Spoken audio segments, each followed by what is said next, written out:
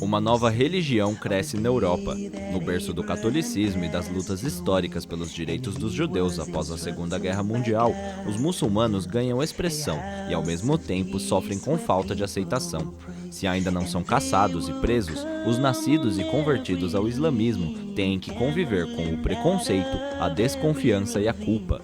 A Europa não vive o seu melhor momento, e como as pessoas tendem a encontrar culpados em meio a crises, os europeus parecem ter visto nos muçulmanos o seu rival. O Islã se reproduz particularmente pela reprodução biológica. Nós temos hoje 2,5 bilhões de muçulmanos, a segunda religião mais forte depois do cristianismo. Mas isso acontece mais pelo crescimento da população. Se você for para Los Angeles, Nova York, Chicago, os bairros lá de maioria negra nas periferias, existe um crescimento acelerado do Islã. Por quê? Porque como é uma religião que está sendo, vamos dizer assim, atacada pelo establishment mundial, pelos estados, pelos governos, e mesmo pelas religiões institucionais ocidentais, como a Igreja Católica, como o Islã está sendo atacado, esse pessoal que está fora do sistema, o pessoal da periferia, os mais pobres, os desempregados, eles encaram o Islã como uma alternativa. Aqui o Islã torna-se uma referência muito forte e se misturando com uma certa revolta contra a sociedade opressora.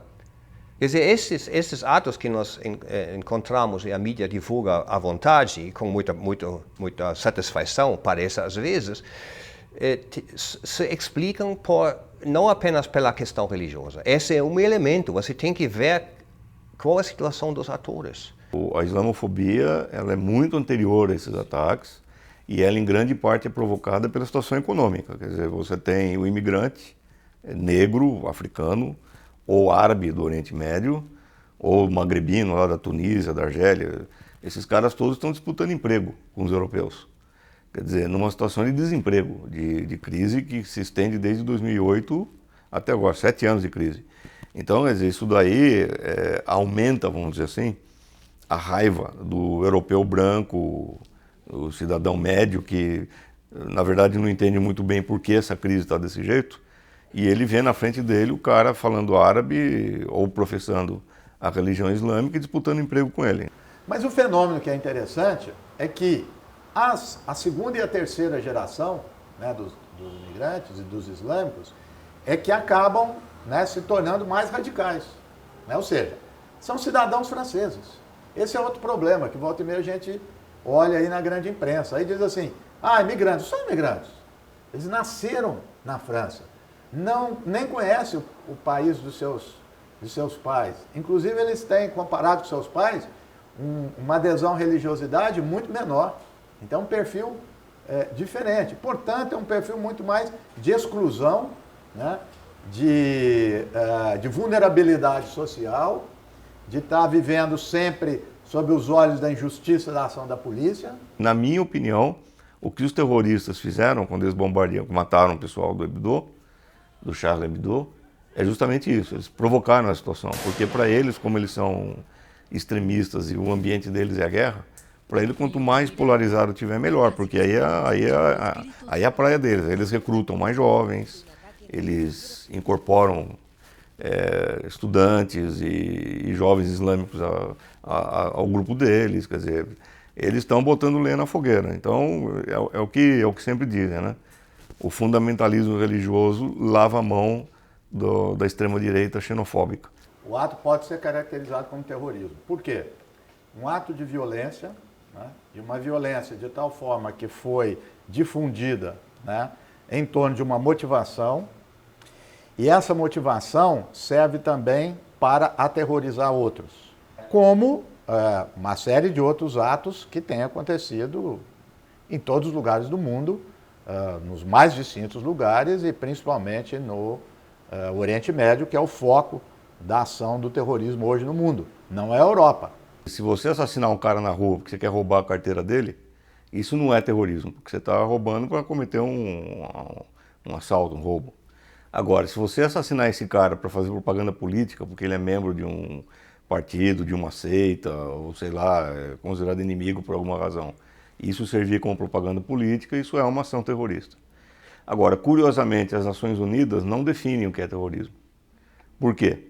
Porque, na minha opinião, a principal forma de terrorismo atualmente não é feita por grupos, não é feita pelo Estado Islâmico, pela Al-Qaeda, por grupos religiosos. A principal forma de terrorismo, na minha opinião, é feita por estados. Outra coisa, o que as pesquisas sobre religiosidade, o Islã na França indicam é o seguinte, são jovens que querem ser jihadistas. Agora, para ele ser jihadista, o que ele faz? Ele vai se tornar islâmico, não é o contrário. Os sociólogos, os pesquisadores do Islã em Paris têm dito muito isso, né? Não é a pessoa que já é islâmica, tem a fé islâmica, de repente, de um dia para o outro ele vira jihadista. Não, ele começa a aderir ao Islã porque ele já tem algo concebido, a sua radicalização. Tanto é que alguns estudos estão mostrando que eles estão se tornando islâmicos pela internet, não nas mesquitas. O jihad é uma das obrigações em determinadas circunstâncias históricas que valem para todos os muçulmanos. O jihad tem dois níveis. Na verdade, a palavra seria, a tradução seria Guerra Santa. Então, a questão do jihadista é a pessoa que adota ações em nome de Deus, né? Em nome da defesa dos princípios islâmicos. A mídia ocidental associa a Guerra Santa com essas atividades violentas, até agressivas, no sentido de que primeiro que age é o muçulmano. Na verdade, a Guerra Santa, nesse sentido, é uma guerra de defesa em nome da proteção dos princípios islâmicos na sociedade islâmica. O Islã na Europa, né, o islamismo na Europa, já há algum tempo, né, vem sendo visto, né, vem uma construção, né, de que ele é uma ameaça. Existe uma questão histórica, não vamos esquecer que a cristandade europeia foi construída ao longo da história com base na luta contra o Islã. As cruzadas começaram lá no século XI, convocada pelo Papa Urbano II. Então você tem toda uma história de relação com o Islã que é uma relação conflituosa, em que o Ocidente ele vê o Islã como outro, no qual ele se espelha negativamente. Quer dizer, o Islã é o outro que tem que ser derrotado para que o Ocidente possa ser afirmado. Uma das características do cristianismo é a separação entre questões mundanas e questões, eu diria, religiosas propriamente ditas, no nosso sentido. O Islã é diferente. O Islã não tem essa diferenciação entre a esfera religiosa ou sagrada e a esfera profana. O Alcorão tem a pretensão de dar respostas para todas as esferas, seja econômica, seja militar, seja política. E nesse sentido você encontra versículos que se referem ou que justificam, sob determinadas circunstâncias históricas, a violência contra o não islâmico. Há vários versículos que chocam se você isola esses textos e faz uma leitura não contextual desses versículos. O terrorismo na França ultrapassa a discussão sobre o preconceito contra os muçulmanos e entra no debate da liberdade de expressão. Por um lado, os supostos limites a essa liberdade causam indignação. Por outro, a falta deles hoje na França gera um cenário de instabilidade ética. Liberdade de expressão não é um valor absoluto. Ela tem que ser qualificada dentro de certos contextos sociais e históricos. Em tese, ironizar o Islã ou qualquer outra religião, em tese, sim, tudo bem, é liberdade de expressão. Agora, na situação concreta de islamofobia que existe na Europa e nos Estados Unidos, com toda a propaganda negativa contra o Islã que existe, você fazer charges com esse teor, inclusive colocando o profeta Muhammad de 4, e um negócio grotesco. Eu acho que isso daí é brincar com fogo. Você está brincando aí com sentimentos irracionais, com a fé. E eu acho isso muito perigoso. Vamos pegar o caso do Charlie. Em 2009 eles demitiram um caricaturista que fazia parte da equipe, porque ele fez uma charge ironizando o judaísmo. Aí os caras da revista não gostaram e pediram para ele se retratar, pedir desculpa. Ele não quis pedir desculpa e foi demitido. Quer dizer, então o judaísmo você não pode atacar, mas o Islã tudo bem. Eu nunca vi charges tão primitivas e tão de baixo nível que esse tipo. Quer dizer, não, obviamente não justificando nada, não é a reação, não se justifica por nenhuma charge, nenhuma articulação, mas eu acho que aqui a liberdade de expressão tem um outro lado, a responsabilidade. O que eu faço com essa liberdade? Não acho que deveria existir um limite, uma lei, um limite jurídico, mas eu acho que deveria existir uma consciência ética. Quer dizer, o jornalista, quando você escreve uma coisa no jornal, quando você veicula uma ideia, você é responsável por aquilo que você faz. A tradição cultural brasileira é bem diferente. Eu acho que o Laerte, outro dia, falou muito bem sobre isso. O Laerte, que é um dos principais cartunistas brasileiros, né?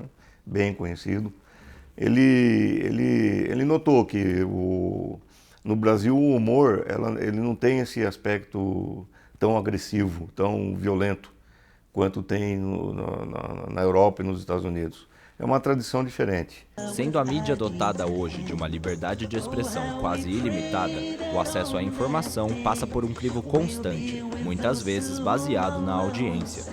A França, já no início de 2015, foi palco para uma grande quantidade de matérias e análises, o que nos faz pensar, é ali onde o terrorismo é mais importante e ativo? Tudo que acontece com uma grande potência, e principalmente europeia, né? A Europa Ocidental e Estados Unidos é como se fosse um problema do mundo. Por quê? Primeiro, dominam os meios de comunicação. Não é? São as potências, portanto, são eles que diz e constroem o que seria justiça, o que é o sistema de direito, o que é liberdade de expressão. Né?